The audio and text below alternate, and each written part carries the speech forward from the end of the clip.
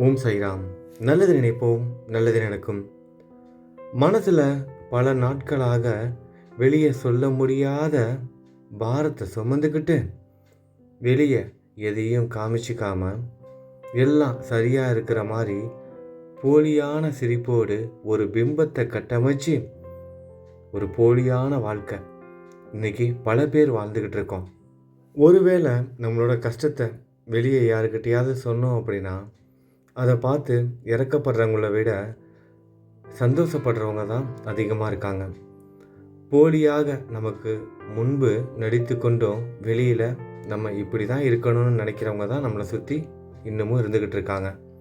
வெளியில் எதையும் காமிச்சிக்காம உள்ள மனசு சிதறி கிடக்குது. யாருக்கும் தெரியாமல் இரவு நேரத்தில் அமைதியாக அழுத தருணங்கள். ஏன் என்னோட வாழ்க்கையில் மட்டும் இப்படி நடக்கணும்? நான் எதுக்கு இவ்வளவு சோதனையை அனுபவிக்கணும்? நான் யாருக்கும் எந்த ஒரு கெடுதலும் செய்யலையே. இந்த மாதிரியான கேள்விகள் உங்களோட மனசில் இருந்துச்சுன்னா ஒரு விஷயத்தை நல்ல ஞாபகத்தில் வச்சுக்கோங்க. உங்கள் கர்ம வினையோட கடைசி அத்தியாயத்தில் இருக்கீங்க. உங்கள் கர்ம வினையோட கடைசி கட்டத்தில் இருக்கீங்க. அந்த ஒரு காரணத்தினால தான் இவ்வளவு கஷ்டங்களை அனுபவிச்சிட்டு இருக்கீங்க. எல்லாமே ஒரு முடிவுக்கு வரப்போகுது. புதிய அத்தியாயம் உங்கள் வாழ்க்கையில் ஆரம்பிக்க போகுது. கஷ்டங்களும் துன்பங்களும் ஒரு முடிவுக்கு வந்து சந்தோஷமான வாழ்க்கையை, நீங்கள் எதிர்பார்த்த வாழ்க்கையை வாழ போகிறீங்க. விடியறதுக்கு முன்னாடி இருட்டாக தான் இருக்கும், விடியறதுக்கு முன்பு இருட்டாக தான் இருக்கும். கர்ம வினையோட கடைசி அத்தியாயத்தில் இருக்கீங்க. ஒரு தங்கத்தை கூட நெருப்பில் போட்டு சூடாக்கி வடிவமைத்த பிறகு தான் அது நகையாக ஜொலிக்கும். உங்களோட ஆன்மா இப்போது வடிவமைக்கப்பட்டு கொண்டிருக்கிறது. நீங்கள் இழந்த மனிதர்கள், நீங்கள் நம்பி ஏமாந்த உறவுகள், நீங்கள் கடந்து வந்த பொருளாதார கஷ்டங்கள், நீங்கள் கடந்து வந்த உடல் ரீதியான துன்பங்கள், நோய் நொடிகள், இழந்த உறவுகள், சொந்தத்துக்குள்ளேயே ஏற்பட்ட அவமானங்கள், நண்பர்களோட சூழ்ச்சியால் வீழ்ந்த குடும்பங்கள், இப்படி எந்த ஒரு கஷ்டத்தை வேணாலும் இதுக்கு முன்பு நீங்கள் அனுபவிச்சிருக்கலாம். ஒருவேளை இப்போ நீங்கள் அனுபவிச்சுக்கிட்டும் இருக்கலாம். ஆனால் ஒரு விஷயத்த நல்லா ஞாபகத்தில் வச்சுக்கோங்க. உங்களோட கர்ம வினையோட கடைசி அத்தியாயத்தில் இருக்கீங்க. அந்த ஒரு காரணத்துக்காக தான் இவ்வளவு கஷ்டங்களை இப்போ அனுபவிச்சிட்ருக்கோம். கர்ம வினை முடிகிற காலகட்டத்தில் இப்படி தான் இருக்கும். புதிய வாழ்க்கை நமக்காக தயாராகிட்டுருக்கு. ஒரு விதை கூட மண்ணில் புதைஞ்சதுக்கு அப்புறம்தான் துளிர் விட்டு செடியாகி மரமாகும். அதனால் இவ்வளவு கஷ்டமாக இருக்கே, இவ்வளவு நம்மளை சூழ்ந்திருக்கே, இதுலேருந்து நம்மளால் மீண்டு வர முடியுமான்னு யோசிக்காதீங்க. விதை மாதிரி தான். அந்த விதையை நினச்சிக்கோங்க. எல்லாத்தையும் தாண்டி வருவீங்க. அதற்கான சக்தியை உங்களோட கடவுள் கொடுப்பாரு. உங்களோட நம்பிக்கையை மட்டும் இழக்காமல் இருங்க. எல்லாமே நல்லபடியாக தான் நடக்கும். முடிவுங்கிறது உங்களோட கஷ்டத்துக்கும் துன்பத்துக்கும் மட்டும்தான். கவனமாக கேளுங்க, கவனமாக கேளுங்க. இன்னும் சில நாட்களில், சில மாதங்களில் உங்களோட வாழ்க்கையில் அமைதியான மாற்றங்கள் ஆரம்பமாகும். இதற்கு முன்பு தடைப்பட்ட வேலைகள் நகர ஆரம்பிக்கும். முன்பு மூடிய கதவுகள் திறக்கும். முன்பு உங்களை விட்டு சென்றவர்கள் உங்களை நினச்சி வருவாங்க, நினச்சி பார்ப்பாங்க. ஆனால் முக்கியமான மாற்றம் வெளியில் கிடையாது, உங்களோட உள்ளத்தில் தான். முக்கியமான மாற்றம் உங்கள் உள்ளத்தில் இருந்து தான் ஆரம்பிக்கும். இனிமேல் உடஞ்சி போகாதீங்க. உங்களை நீங்களே தாழ்வாக நினைக்காதீங்க. யார்கிட்டையும் உங்களுக்கான அங்கீகாரத்தை முதல்ல எதிர்பார்க்காதீங்க. உங்களுக்கான அங்கீகாரத்தை வெளியே எதிர்பார்க்காதீங்க எப்போதுமே. ஏன்னா உங்களை யாரும் புரிஞ்சிக்க மாட்டாங்க. உங்களோட உண்மையான நல்ல மதிப்பு மனிதர்களால் அளவிடப்படுவது இல்லை. அதை நல்லா புரிஞ்சுக்கோங்க. உங்களோட மதிப்பை மனிதர்களால் அளவிட முடியாது. அது இறைவனால் மட்டும்தான் தீர்மானிக்கப்படும். உங்களோட நன்மதிப்பு உங்களை சுற்றி இருக்கிறவங்களால அளவிட முடியாது. இன்னைக்கு நம்மள்கிட்ட இருக்க மிகப்பெரிய பிரச்சனையே இதுதான். என்னை சுற்றி இருக்கிறவங்க யாரும் என்னை புரிஞ்சிக்க மாட்டாங்க. என்னை சுற்றி இருக்கிறவங்க என்னை புரிஞ்சிக்க மாட்டாங்க. திரும்பவும் திரும்பவும் திரும்பவும் வேறு வேறு விதமாக ஒவ்வொருத்தரோட வாழ்க்கையிலையும் இதுதான் நடந்துக்கிட்டு இருக்கு. அவங்க மரியாதை கொடுக்கல, இவங்க மரியாதை கொடுக்கல, வணக்கம் சொல்லும்போது சிரிக்கலை.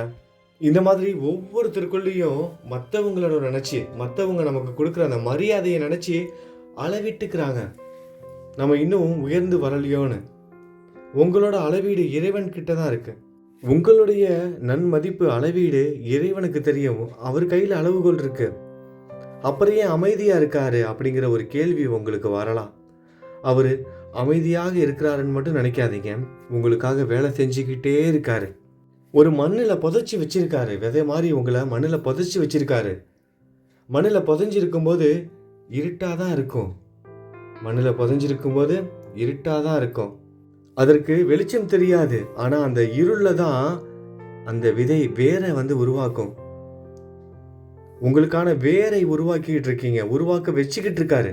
நம்மளோட சாய், உங்களோட சாய். இவ்வளவு கஷ்டத்தில் இருக்கனே, யாருமே எனக்கு துணையா இல்லையே, இப்படி ஒரு இருட்டான வாழ்க்கையில் வாழ்ந்துக்கிட்டு இருக்கனேன்னு நினைக்காதீங்க. அந்த இருட்டிலையும் அந்த தனிமையிலையும் அந்த விதை அதற்கான வேரை உருவாக்குது பாருங்க. அந்த வேரை உருவாக்கிட்டு இருக்கீங்க. உங்களுக்கே தெரியாமல் உருவாக்க வச்சுக்கிட்டு இருக்காரு உங்களோட சாய். தனித்து நிற்க போறீங்க. வேரூண்டி நிற்க போறீங்க. நீங்களும் அந்த விதை மாதிரி தான். நீங்கள் தனிமையில் இருந்தீங்க, இருளில் இருந்தீங்க, நீங்கள் நம்பிக்கை இல்லாமல் இருந்தீங்க. ஆனால் உங்களோட வேர்கள் இப்போது ஆழமாகிருச்சு. உங்களோட வேர்கள் ஆழமாகிருச்சு. உங்களை எதாலையும் சுலபமாக சாய்க்க முடியாது. எவ்வளவு கஷ்டத்தையும் துன்பத்தையும் தாண்டி வந்திருக்கீங்க. இப்போ நடக்கிற சூழ்நிலையும் தாண்டி வருவீங்க. இந்த வீடியோவை பாதியில் விட்டுட்டு போக மனசு இல்லாமல் இன்னும் நீங்கள் கேட்டுக்கிட்டு இருக்கீங்கன்னா, இப்போ வரப்போகிற வார்த்தைகளை உங்களோட ஆன்மா கேட்க விரும்புதுன்னு அர்த்தம். உங்களோட கர்ம வினை முடியும் போது உங்களோட வாழ்க்கையில் 3 விஷயங்கள் நடக்கும். உங்களோட கர்ம வினை முடியும் போது உங்களோட வாழ்க்கையில் 3 விஷயங்கள் நடக்கும். முதல்ல உங்களோட மன அழுத்தம் குறையும். இரண்டாவது, உங்களுக்கு எதிராக இருந்த சூழ்நிலைகள் தானாக மாறும்.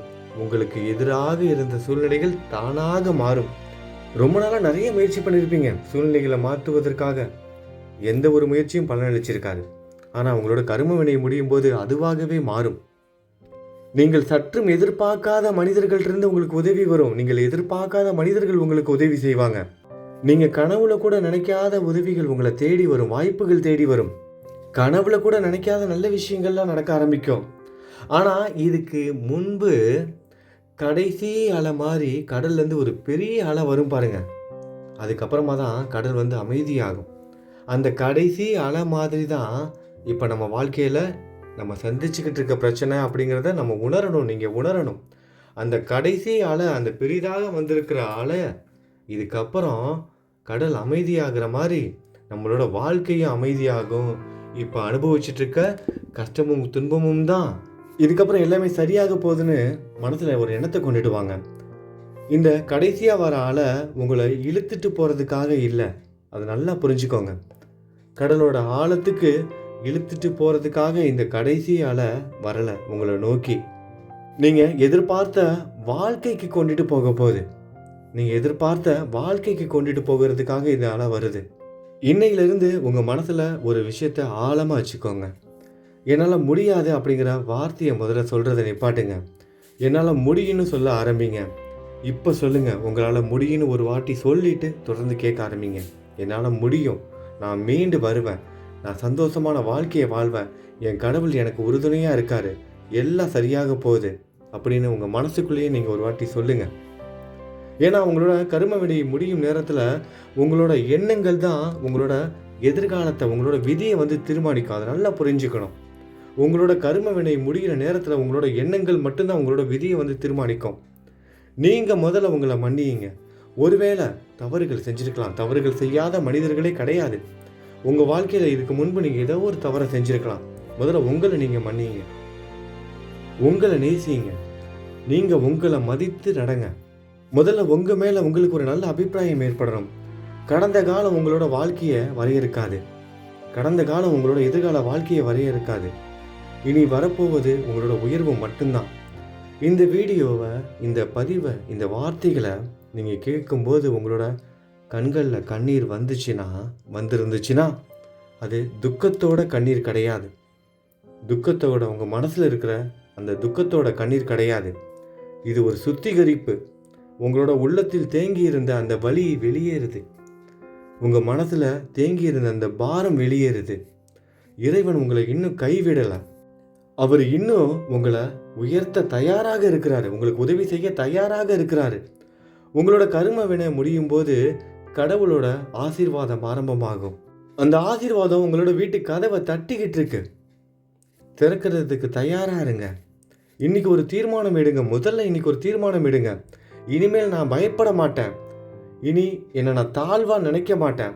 நான் இனி என்னை குறைச்சி மதிப்பிட மாட்டேன். நான் குறைச்சி மதிப்பிட மாட்டேன். என்னை நான் தாழ்வா நினைக்க மாட்டேன். நான் பயப்பட மாட்டேன் அப்படின்னு மனசுல ஒரு உறுதியை கொண்டுட்டு வாங்க. எல்லாமே நல்லபடியாக நடக்கும். உங்கள் கைக்கு அப்பாற்பட்ட விஷயங்களை சாய்கிட்ட ஒப்படைச்சிருங்க. அவர் பார்த்துக்குவார். உங்கள் சக்திக்கு உட்பட்டு எந்த அளவுக்கு முயற்சி செய்ய முடியுமோ முயற்சி செய்யுங்க. உங்களோட குரு உங்களுக்கு உறுதுணையாக இருப்பார். முயற்சி எடுக்கிற பக்தனுக்கு கடவுளும் சரி குருவும் சரி உறுதுணையாக இருப்பாங்க. உங்கள் கைக்கு அப்பாற்பட்ட விஷயங்களை அவர்கிட்ட ஒப்படைச்சிடுங்க. அவர் பார்த்துக்குவார். எல்லாமே நல்லதாகவே நடக்கும். நம்பிக்கையோடு இருங்க. நல்லது நினைப்போம், நல்லது நடக்கும். ஓம் சாய்ராம்.